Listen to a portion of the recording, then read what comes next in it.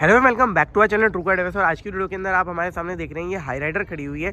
ये वही high rider है जिसका हमने पहले ओनरशिप रिव्यू लिया था। तो पर आज की इस वीडियो के अंदर हम इसका ना एक और लॉन्ग टर्म ओनरशिप रिव्यू लेने वाले हैं कि अब गाड़ी जो है इतने महीनों के बाद अब कैसी परफॉर्म कर रही है। तो इसके लिए जो है वो इसके हम ओनर को याद कर लेते हैं, जो है हर्षित भैया। तो भैया बताइए आप कैसे हैं? क्या हाल है? हाँ, तो आज हम आपको बुलाया हमने इस गाड़ी का ओनरशिप रिव्यू शेयर करने के लिए और कैसा चल रहा है। तो अब आप जो है सबसे पहले मुझे ये बताइए इसकी थर्ड सर्विस इस बार हो गई या नहीं हुई? थर्ड सर्विस की हमने लास्ट ईयर करा ली थी।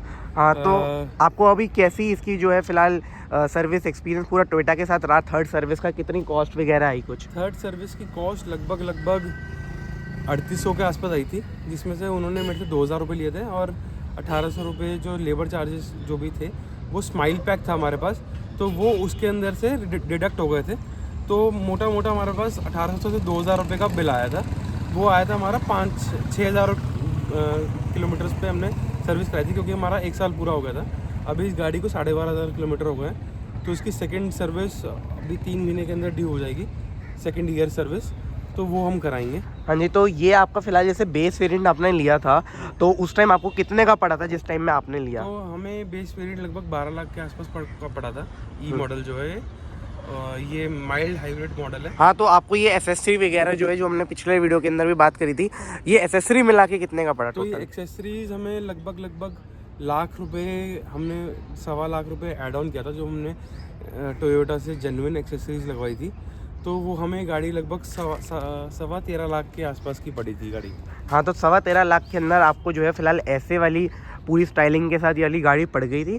इसके बाद मैं बात करूँगा सबसे मेन माइलेज के बारे में जो अब आपको मिल रही है। तो माइलेज जो हमें अभी मिल रही है वो लगभग 12.5 से 13 की मिल रही है सिटी के अंदर, और हाईवे के ऊपर ये लगभग 18 के आसपास पहुंच जाती है, 18 से 20 की।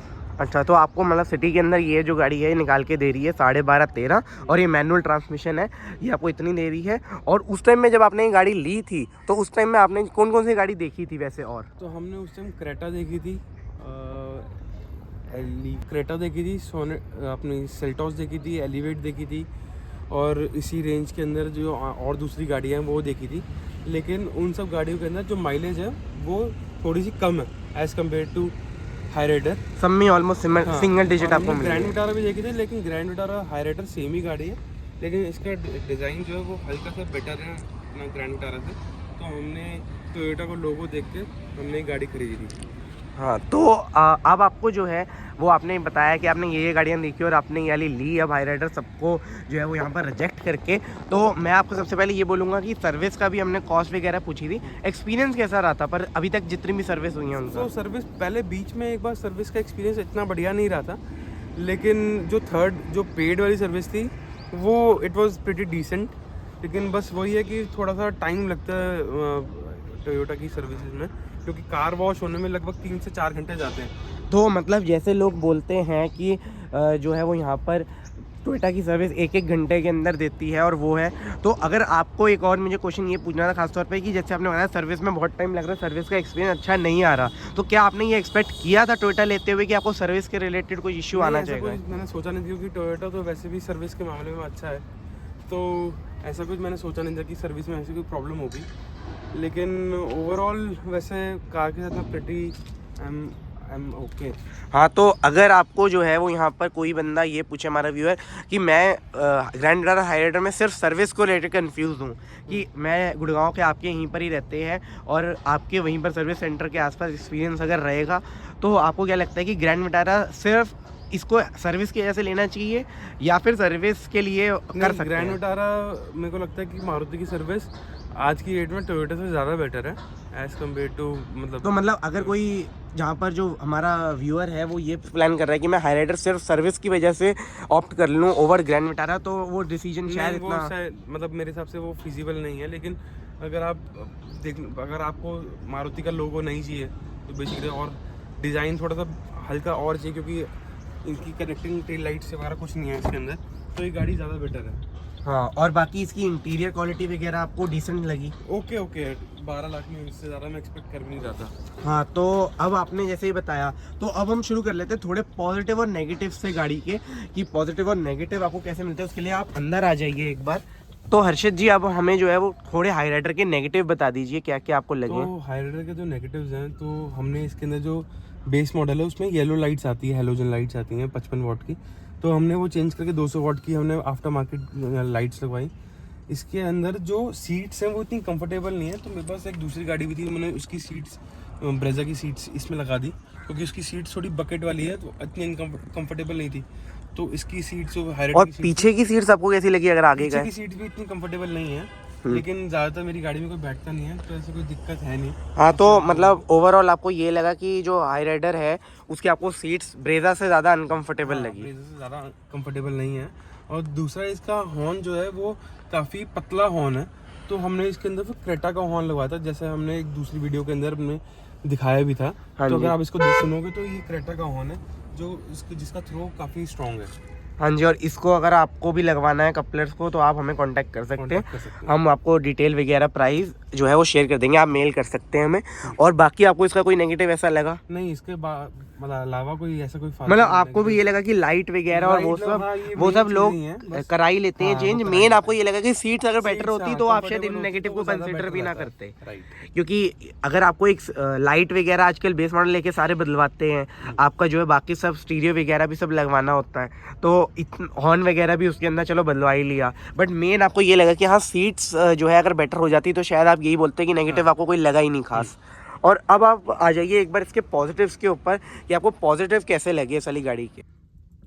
तो अब हम जो है वो आ जाते हैं इसके पॉजिटिव्स पे, तो पॉजिटिव बता दीजिए एक बार अजीत जी। तो इसके पॉजिटिव अगर हम देखें तो इसकी माइलेज का मतलब mileage as compare to its peer Creta वगैरह वो बेटर है। मतलब जैसे मैंने बोला 12.5-13 की सिटी में और 18 की आसपास के हाईवे पर निकाल के दे रही है। और उसके अलावा इसका सस्पेंशन काफ़ी स्ट्रॉन्ग है। और गाड़ी की अगर हम बिल्ड क्वालिटी भी देखें, वो पहले वाली मारुति की गाड़ी जैसी नहीं है। गाड़ी मतलब बीच में इनफैक्ट आया भी था कि मतलब 5-4 रेटिंग भी है इस गाड़ी की, तो बिल्ड क्वालिटी भी अच्छी है इसकी। और गाड़ी सस्ती है तो आपको एसयूवी गाड़ी मिल रही है, सस्पेंशन अच्छा है, इंजन अच्छा है। तो मोटा मोटा पॉजिटिव मतलब गाड़ी के बारे में मैं अगर देखूँ माइलेज वगैरह जो भी चीज़ें हैं और गाड़ी के looks as compare to Creta वो ज़्यादा बेटर है। तो गाड़ी की पॉजिटिव्स में मैं ये बोलूँगा कि ये ओवरऑल वर्थ बाइंग गाड़ी है। हाँ, तो आपको ओवरऑल यही लगा कि ये वर्थ बाइंग गाड़ी है। तो इसके के साथ एक और मैं चीज़ यहाँ पर पूछना चाहूँगा, जो आपने जब बाइंग एक्सपीरियंस था टोयोटा के साथ वो कैसा रहा?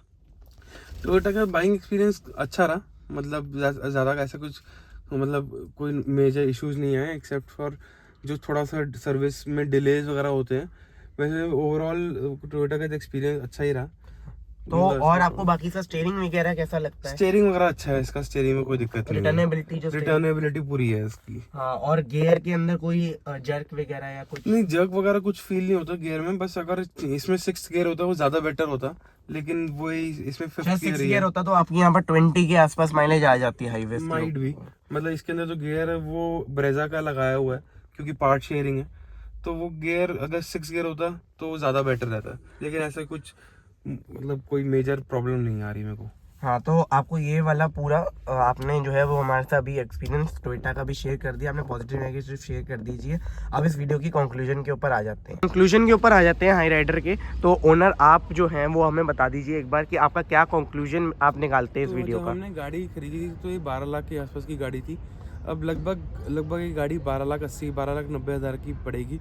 मेरे को लगता है कि अभी भी आप एक गाड़ी का बेस मॉडल वगैरह जो है वो आप कंसिडर कर सकते हैं, लेकिन अगर आप इसमें ज़्यादा पैसा लगाना चाहें कि 16-17 लाख, तो मेरे को लगता है कि इससे ज़्यादा बेटर है कि आप दूसरे ऑप्शंस वगैरह भी देख सकते हैं। जैसे अभी नई गाड़ी आ रही है महिंद्रा की B60 जो लगभग एक्सपेक्टेड 19 लाख के आसपास की होगी, या क्रेटा वगैरह जो इसका क्रेटा का हायर मॉडल है वो as compare to Hyryder का जो ऊपर वाला मॉडल है उससे ज़्यादा बेटर बाय होगा। बट एट द एंड फिर इंजन तो आपको वही मिल जाएगा ना, क्रेटा इंजन वही मिलेगा, लेकिन प्रीमियम मतलब अगर 16 लाख के अंदर मेरे को वैसी हार्ड प्लास्टिक मिल रहा है हाई राइडर के अंदर इतना अच्छा मेरे को मतलब, तो 16 लाख लगाने का इसमें कोई फ़ायदा है नहीं। हाँ, क्योंकि मेरे हिसाब से इसके सेकंड टॉप से तो सॉफ्ट टच आना शुरू हो जाता है। मतलब आपका मतलब ये इसका एक सेकंड बेस नहीं लेना चाहिए। उसके ऊपर जिसमें सॉफ्ट प्लास है वो एक बार कंसिडर कर सकते हो।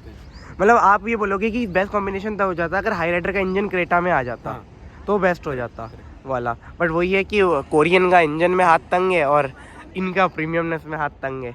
वो तो फॉर्च्यूनर के साथ भी हमने देखा ही हुआ है। हाँ, तो गाइज यही थी हमारी एक आज की वीडियो, जिसके अंदर मैंने आपको ये बताया हाई राइडर के बारे के अंदर कि पूरा A to Z सारा, कि हाई राइडर के ओनर ने हमारे साथ पूरा शेयर किया ये वाला एक्सपीरियंस कि कैसी हाई राइडर अभी तक उनकी चल रही है, कैसे परफॉर्म कर रही है। और आपको कितने टाइम हो गया अभी लिए हुए इसे? इस गाड़ी को लगभग 1 साल 9 महीने हो गए हैं। हाँ, तो मतलब ऑलमोस्ट अगर हम देखें तो 2 साल के अंदर जो है वो इनको सेटिस्फाई रखा है गाड़ी ने, और इन्हें कोई ऐसा इशू नहीं आया है सच गाड़ी के साथ, और गाड़ी अच्छा परफॉर्म कर रही है 2 साल के अंदर। तो 2 ईयर्स का ओनरशिप रिव्यू यही था। ऐसी और वीडियो देखने के लिए हमारे चैनल को सब्सक्राइब करके रख सकते हैं। तब तक के लिए भाई thanks for watching, please subscribe, और थैंक यू अर्षित दी हमारे साथ शेयर करने के लिए ओनरशिप।